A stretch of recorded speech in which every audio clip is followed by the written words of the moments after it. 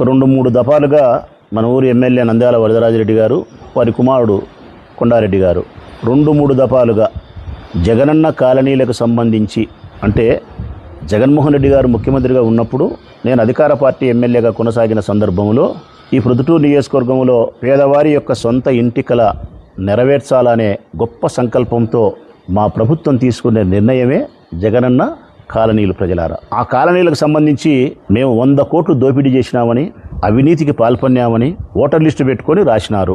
ఇది ఆయన మొదటి అభియోగం.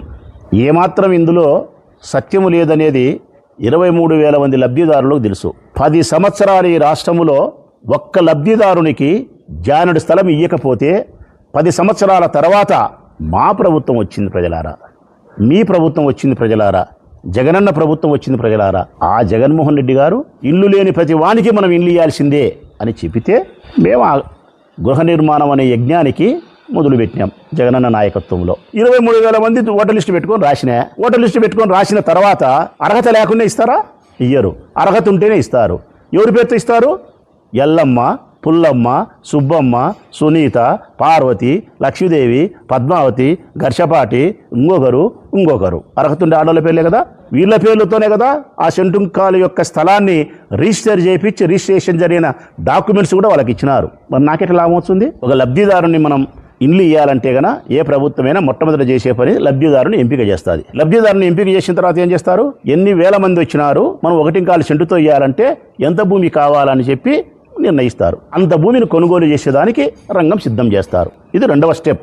ఇక్కడ రాష్ట్రంలో ఎక్కడైనా ఏ నియోజకవర్గంలో అయినా పేదవారి యొక్క సొంత ఇంటి కలను నిర్మించేదానికోసం భూమిని కొనుగోలు చేయాలంటే గన రాష్ట్ర ప్రభుత్వం ఇచ్చిన ఆదేశాల మేరకు ఒక కమిటీ నిర్ణయిస్తుంది. ఈ ప్రొద్దుటూరు నియోజకవర్గంలో మీనాపురం దగ్గర భూమి కొనాలన్నా, సోమవారపల్లి గ్రామ పంచాయతీ ఏటవతల కొనాలన్నా, పుట్టిపాటు రోడ్లో కొనాలన్నా, ఎక్కడ కొనాలా, ఎక్కడ కొనకూడదు, ఎక్కడ రోడ్డు కనెక్టివిటీ దగ్గర ఉంది, ఎక్కడ మంచినీళ్ళు ఉన్నాయి, ఎక్కడ ఊరికి దగ్గర ఉంది, ఏ స్థలం అయితే ప్రజలకు బాగుంటుంది, ఇది దూరమా దగ్గర, ఈ రేటు సరిపోతుందా సరిపోదా, ఈ అంశాలన్నీ ఈ కమిటీ నిర్ణయం తీసుకుంటుంది. తుది నిర్ణయం కలెక్టర్ గారు తీసుకుంటారు.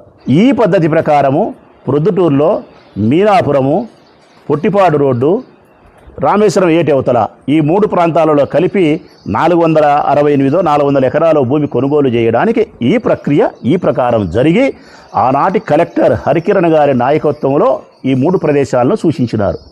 రైతులతో మాట్లాడింది ఎంఆర్ఓ నజీర్ గారు, ఆర్డీఓ నాగన్న గారు, జాయింట్ కలెక్టర్ గౌతమి గారు. ధర నిర్ణయించింది వాళ్ళు. ఆ ధర నిర్ణయించే క్రమంలో 1.5% ఎక్కువ ఇచ్చే అధికారం కలెక్టర్కి ఉంది కాబట్టి ఆ ప్రకారం ఆ ధరను నిర్ణయించుకొని ఒక చోట 25 లక్షలు, 27 లక్షలు, ఒక చోట 41 లక్ష, ఒక చోట 41 ధరతో భూమిని కొనుగోలు చేసినారు. కొనుగోలు చేసిన తర్వాత ఆ రైతులు భూమిని మండల రెవెన్యూ అధికారి పేరుతో రిజిస్టర్ చేపిస్తారు. తర్వాత కలెక్టర్ గారి ఖజానా నుంచి నేరుగా రైతుల యొక్క అకౌంట్లోకి ఆ డబ్బులు వస్తాయి. ఇది ప్రక్రియ ప్రజలారా. దీంట్లో నా పాత్ర ఏంది? భూమి ఎక్కడ తీసుకోవాలని సూచించేది నా పాత్ర లేదు. ఎన్ని ఎకరాలు కొనాలనేది నా పాత్ర లేదు. ఎంత ధర పెట్టాలనేది నా పాత్ర లేదు. ఒకవేళ నా పాత్ర ఉంటే మా కంకరసుబడ్డన భూమి కూడా పోయింది. నా 20-25 లక్షలు మీనాపురం దగ్గర ఉన్న భూమి 2 ఎకరాలు 3 ఎకరాలు అయిపోతే కూడా పోయింది. అయిపోతే కూడా భూమి ఇప్పించినాము.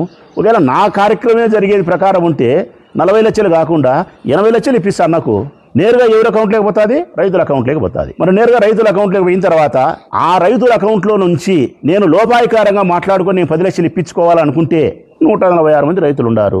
బంగారెడ్డి చాలాసార్లు చెప్పినాడు, నేను చెప్పినా, ఇప్పుడు మళ్ళా చెప్తానా. నీకు సంబంధించిన మీ పార్టీకి సంబంధించిన రైతుల పేర్లు 10 పేర్లు చెప్పినాడు బంగారెడ్డి. నేను ఉదాహరణకు ఒక పేరు చెప్తాలేబ్బా. సోరవారపల్లి సాంబశివుడు మాజీ సర్పంచు, 24 గంటలు పెద్ద ఆయన తోడుతూనే ఉంటాడు. సాంబశివుడు మంచోడు, చెడ్డోడు కాదు, మర్యాదస్తుడు. సాంబశివుని పిలిచి నీ పక్కన కూర్చోబెట్టుకో. ఎందుకంటే ఆయన కూడా సోమవారపల్లి దగ్గర ఏటవతల భూమి పోయింది. 5 ఎకరాలు, 6 ఎకరాలు, 4 ఎకరాలు, 10 ఎకరాలు ఆయనది పోయింది. ఆయన్ని పిలిచి కూర్చోబెట్టుకో. ఏం సాంబశివుడు నీ భూమి ఎంత పోయింది అని అడుగు. ఇంత పోయింది అంటాడు. ఎంత ఇచ్చినారు అంటాడు. 25, 26 ఇచ్చినారన్నా అంటాడు. ఆనాటి ఎమ్మెల్యేకి ఎంత ఇచ్చినావు అని అడుగు. రూపాయలు ఎక్కిచ్చినాడని చెప్పమను అవుతా. రూపాయలు ఎక్కిచ్చింటే అడుగు. మరి ఎప్పుడు పిలిచవే? సాంబశివుని పిలిచవు, లేకుంటే బొల్లవరంలో ఉండే వాళ్ళని పిలిచవు, బుడ్డాయపల్లిని పిలిచవు, లేకుంటే లబ్ధిదారులు 23,000 మందిలో ఒక మహిళను పక్కన కూర్చోబెట్టుకొని అడుగు. ఒక్క మహిళతో పక్కన కూర్చోబెట్టి స్టేట్మెంట్ ఇప్పి నువ్వు విజిలెన్స్ ఎంక్వైరీ చేసినా కూడా ఏమి ఉపయోగం లేదు. రైతులు పక్కన కూర్చోబెట్టుకొని చెప్పినా కూడా నీకు వచ్చిన ప్రయోజనం లేదు. అందుకే చెప్పలేకుండావు. ఫైనల్గా నేను చెప్పేది ఏంటంటే ఆయనకు 23,000 మంది లబ్ధిదారులు ఎందుకు అన్నాడు, 468 ఎకరాలు ఎందుకు అన్నాడు. నేను ఇక్కడికి వచ్చింది ఎవరబ్బా ప్రజలారా? గృహ నిర్మాణ శాఖ మంత్రి పార్థసారథి గారు వచ్చినారు. ఎవరో వద్దులే, పార్థసారథి గురించే చెప్తా నేను ఒక్క మాట. ఆయన కాన్స్టిట్యున్సీ పెనమలూరు ప్రజలారా. ఇప్పుడు మారినాడు. 24లో వేరే నియోజకవర్గాన్ని వినాడు. ఈనాటి మీ మంత్రి, ఒకనాటి మా ఎమ్మెల్యే. ప్రజలారా, ఎవరైతే ఇప్పుడు గృహ నిర్మాణ శాఖ మంత్రి పార్థసారథి గారు ఉన్నారో ఆయన 2019 నుంచి 24 వరకు మా పార్టీ ఎమ్మెల్యే, నా సహచర ఎమ్మెల్యే, నాతో పాటు అసెంబ్లీలో కూర్చునే ఎమ్మెల్యే, నాకు కూడా స్థిర పరిచయం కలిగిన వాడు, మిత్రుడే పార్థసారథి గారు. మరి ప్రొద్దుటూరు నియోజకవర్గంలో 23,000 ఎట్లొచ్చినాయి? ఓటర్ లిస్ట్ పెట్టి రాసినామంటున్నావు కదా. ఇది పెనమలూరుదే. ఇది పెనమలూరేనా? ఏం పెద్దయినా అబ్బా కొడుకులకి ఇద్దరికి చూపిస్తాను ఈ పేపరు. ఇది పెనమలూరు నియోజకవర్గం. 29,824 ఇచ్చినారు హౌస్ సైట్. 29,824 ఇచ్చినారు హౌస్ సైట్స్ పట్టాస్. ఎన్ని ఎకరాల భూమి కొన్నారంటే 558 ఎకరాల 86 సెంట్లు కొన్నారు. 558 ఎకరాల 86 సెంట్లు కొన్నారు.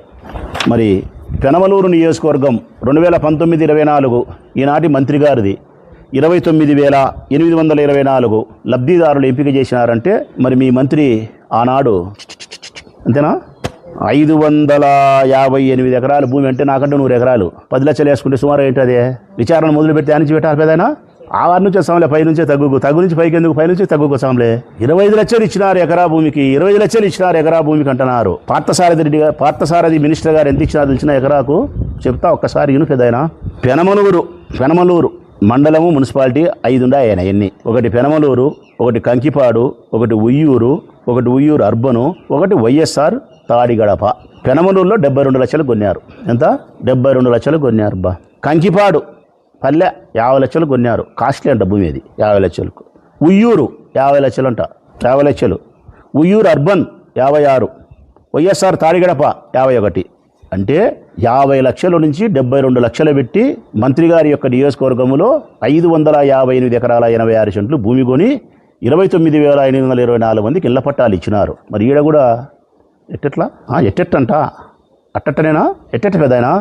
ప్రతి చోట ఇట్లా ఇచ్చేదానికి కారణం పార్థసారథైనా, కడప అంజాద్ భాష అయినా, నేనైనా ఒకరమైన కారణం లబ్ధిదారుల ఎంపికలో అవినీతి కాదు పెద్దాయనా. 10 సంవత్సరాల పొడుగునా మీరు లబ్ధిదారులను ఎంపిక చేసి ఇవ్వకపోవడం వలన మీ ధూమ్దగల తప్పుడు ప్రభుత్వాలై మీరు జానడు భూమి ఇవ్వకపోతే మా జగన్మోహన్ రెడ్డి కులము మతము చూడకుండా, రాజకీయ పార్టీలు చూడకుండా అందరికీ సొంతింటి కల నెరవేర్చాలనే గొప్ప లక్ష్యంతో పని చేస్తే 23,000 అయినాయి. ఇన్నాళ్ళు అయింది. 2 మాటలు చెప్తాలేబ్బా. ఒకటి సంస్కారయుతమైన మాట, ఒకటి పొద్దుటూరు లాంగ్వేజీ. సంస్కారయుతంగా చెప్పే మాట మా ఆయన కోసం చెప్తా. ఎవరి కోసము? మా ఆయన కోసం. పొద్దుటూరు టైపులో చెప్పే మాట నా కోసం చెప్తా. ఎంతైనా నా బుద్ధి నాకు ఆడిపోతుంది, పోదు కదా, నా స్టైల్ నాకు ఉంటుంది. గృహ నిర్మాణానికి సంబంధించి మీనాపురము, పొట్టిపాడు, సోమవారపల్లె ఈ 3 చోట్ల మేము అవినీతి చేసింటే, 23,000 మంది లబ్ధిదారుల ఎంపికలో మేము తప్పు చేసింటే నీ సమక్షంలో 23,000 మంది ఉన్నారు, విచారించుకొని చెప్పిన. మేము తీసుకునే భూమి ఏదైనా అవకతవకలు చేసింటే రైతులు అన్నీ ఉండారు, భూమి అన్నీ ఉంది, మీ అధికారులు ఉండారు, చేసుకో. ఇళ్ల నిర్మాణానికి సంబంధించి నేను చెప్పిన ప్రకారం కాంట్రాక్టర్లు అన్నీ ఉండారు, భూమి అన్నీ ఉంది, లబ్ధిదారుడు అన్నీ ఉన్నాడు, ఉద్యోగస్తులు ఉన్నారు, చేసుకో. మొత్తం మీద గృహ నిర్మాణానికి సంబంధించి పేదవారి సొంత ఇంటి కల నెరవేర్చే క్రమంలో ప్రొద్దుటూరు నియోజకవర్గానికి సంబంధించి నువ్వేమైతే 100 కోట్లు, 50 కోట్లు, 70 కోట్లు జరిగిందని చెప్తున్నావో, నేను తీసుకునే మోసం చేసినా అని చెప్తున్నావో, దాని మీద విజిలెన్స్ ఎంక్వైరీ చేసినావు. అది సరిపోకపోతే సిబిఐకి మీ ముఖ్యమంత్రి చెప్పి సిబిఐ విచారణ వేనా మీద. ముఖ్యమంత్రి వేయచ్చు సిబిఐ విచారణ. పేమను సిబిఐ విచారణ వేసి దీంట్లో అవినీతి ఏమన్నా తేల్చి నా మీద కేసు పెట్టి నన్ను ఒక 6 నెలలు జైలుకు పంపించి ప్రెస్ ముందుకు వచ్చి ఇదిగోబ్బా ప్రాథమికమైనటువంటి సాక్ష్యాధారాలు ఉండడం చెబుతా రాచమల్లిని మేము జైలుకు పంపించినాము, ఇదిగో అని చెప్పు. కోర్టు తర్వాత తీర్పు ఏమిచ్చాదో చూసి కోర్టులో నేను బయట పడినప్పుడు ఇదిగోబ్బా నేను సొక్కమని చెప్పి చెప్పుకుంటా. మరి 2 ఏళ్ళైనా నువ్వేం చేయలేకపోతాను అంటే అర్థం. మీరు ప్రశ్నిస్తే ఎవరిని ప్రశ్నించాలా? అవకతవకలు జరిగితే జాయింట్ కలెక్టర్ను హౌసింగ్ డిపార్ట్మెంట్ పీడీని ప్రశ్నించాలా. నా పాత్ర ఏముంటుంది? అయినా సరే బెయ్ నీ బుద్ధిబుద్ధి విచారణ చేసి నా మీద యాక్షన్ తీసుకో, చర్య తీసుకో. ఇది కిరణ్ కుమార్ రెడ్డి అయిన మా అన్న యొక్క లాంగ్వేజ్. మీ వివాహాది శుభకార్యములకు, పుట్టిన రోజులకు, మీటింగులకు అత్యాధునిక సదుపాయాలతో ప్రొద్దుటూరు వాసవి సర్కిల్ వద్ద నుంచి అతి సమీపాన మీకు అందుబాటు ధరలలో happy banquet AC function hall మీకు స్వాగతం పలుకుతుంది. మా ఫంక్షన్ హాల్ నందు వంట సామాగ్రి మరియు విశాలమైన కార్ పార్కింగ్, అతి తక్కువ మెయింటెనెన్స్ ఖర్చుతో ఏ ఫంక్షన్ అయినా మా happy banquet AC function hall నందు జరుపుకొని ఆనందాన్ని పొందండి. బుకింగ్ కొరకు సంప్రదించండి. మా సెల్ నంబర్ 9100600238 7799 000211.